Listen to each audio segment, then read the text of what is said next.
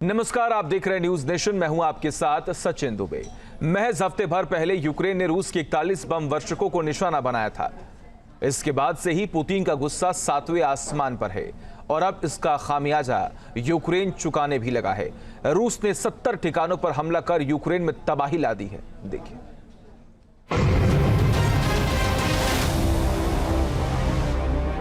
Ukraine के खिलाफ रूस का शुरू हो चुका है ऑपरेशन बदला।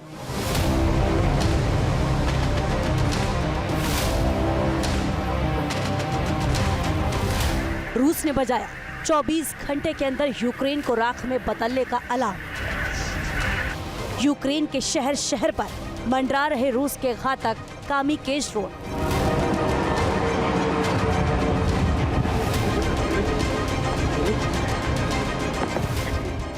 आसमान में गरज रहे बॉम्बर, जमीन पर मच रहा कोहरा।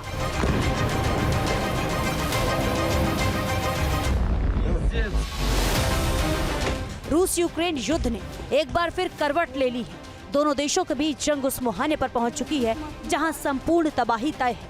7 जून को रूस ने अब तक का सबसे ताकतवर हमला किया और खार्किव में रूसी ड्रोन हमले ने तबाही मचा दी।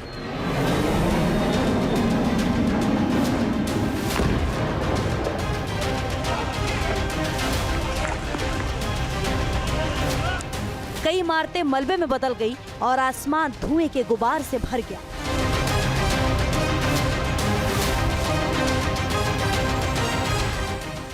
जिसके बाद रूस की तरफ से यूक्रेन के खिलाफ भीषण एक्शन शुरू हो गया। कुछ ही वक्त के दौरान कम से कम 5 रूसी Tu-95 MS बम वर्षक विमान हवा में गरजने लगे, जिनमें 4 Tu-22 M3 भी हैं।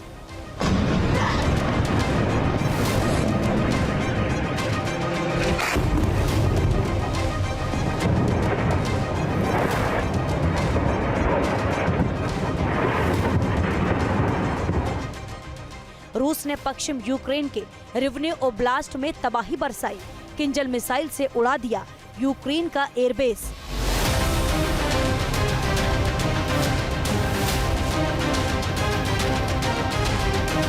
रूस ने यूक्रेन के डब्नो एयरबेस को निशाना बनाने के लिए क्रूज और बैलिस्टिक मिसाइल्स का सहारा लिया।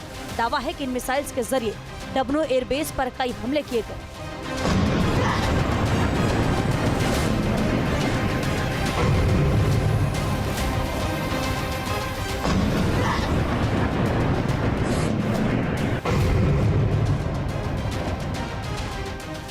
इन हमलों के लिए रूस ने Kh-47M2 किंजल मिसाइल्स का इस्तेमाल किया है।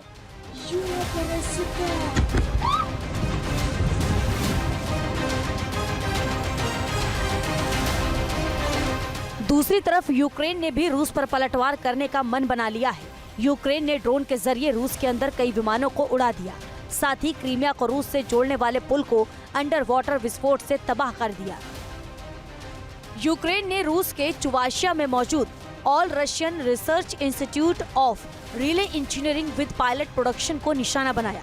तस्वीरों में आप देख सकते हैं कि एक ड्रोन हवा में लहराते हुए इंस्टीट्यूट की तरफ बढ़ता है और फिर वो उसे सेकंडों में तबाह कर देता है। इस हमले में धमाके की आवाज भी आप सुन सकते हैं। फिर आग का गुबार और धुएं से पूरा आसमान छा जाता है। इस वीडियो को एक रूसी ने ही शूट किया था। इस इंस्टीट्यूट पर एक दो नहीं बल्कि कई ड्रोन से हमले किए गए। जिस जगह पर यह हमला हुआ वो यूक्रेन की सीमा से करीब 900 किलोमीटर दूर है। इस इंस्टीट्यूट में इलेक्ट्रॉनिक इक्विपमेंट का प्रोडक्शन होता है। यूक्रेन के इस हमले ने रूस को और भी भड़का दिया, क्योंकि रूस के लिए यह इंस्टीट्यूट बेहद ही खास था। लिहाजा रूस ने अब पूरी तरह यूक्रेन को मिटाने के लिए चौतरफा हमला शुरू कर दिया है। रूस के यूएवी के टारगेट पर चेरनिहिव और पोल्टावा है। कीव के नॉर्थ में शहीद ड्रोन पश्चिम की तरफ बढ़ रहे। पोल्टावा के उत्तर से कई ड्रोन्स यूक्रेन के साउथ वेस्ट की तरफ बढ़ते दिखे। रूस के कुर्स्क और ब्रांस्क से कई ड्रोन नॉर्थ बॉर्डर की तरफ बढ़ते दिखे। सूमी के कई शहीद ड्रोन चेरनिहिव की तरफ हमले के लिए बढ़े। ऐसा दावा किया जा रहा है कि रूस ने कम से कम 70 जगह पर ड्रोन्स और मिसाइल से यूक्रेन पर टारगेट किया है। यहाँ तक कि काला सागर के ओडेशा की तरफ भी मिसाइल से दागी गई है। इस बीच रूस ने पहली बार मध्य यूक्रेन में घुसने का दावा किया है।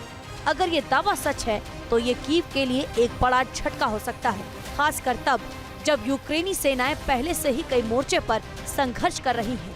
रूसी रक्षा मंत्रालय ने दावा किया उसकी 90वीं टैंक डिवीजन दिपोत्रोपेत्रोवस्क और डोनेस्क की सीमा तक पहुंच चुकी है। अब 2 दिपोत्रोपेत्रोवस्क के भीतर आगे बढ़ चुकी है। ये वो इलाका है जिसे रूस कई महीनों से निशाना बना रहा था।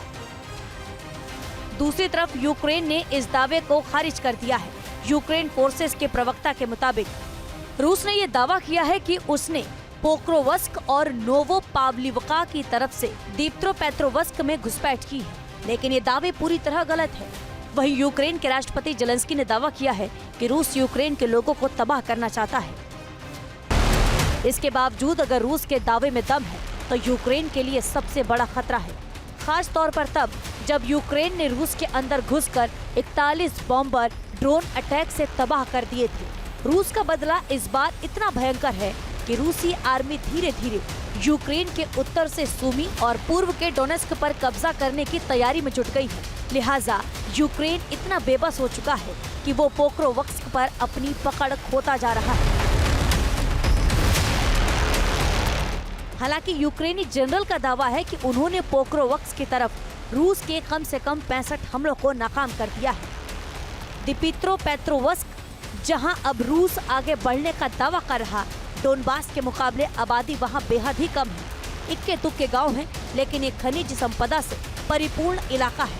साल 2022 के युद्ध से पहले इस इलाके की आबादी 30 लाख के आसपास थी, लेकिन युद्ध शुरू होते ही लोगों ने रूसी हमले को देखते हुए इस इलाके को छोड़ दिया।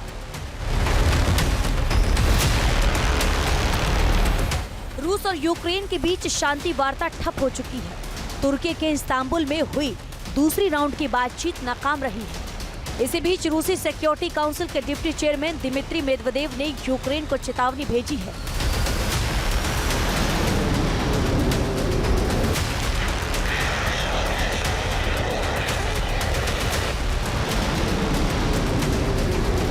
तो बातचीत में जमीनी हकीकत को नहीं मानते, उन्हें हम नई हकीकत जमीन पर दिखाएंगे। इस बीच रूस और यूक्रेन के बीच कैदियों की अदला बदली भी विवादों में घिर गई है। रूस ने यूक्रेन पर कैदियों की अदला बदली को अचानक रोकने का आरोप लगाया है। साथ ही सैकड़ों शवों को फ्रीजर ट्रकों में छोड़ दिया गया है।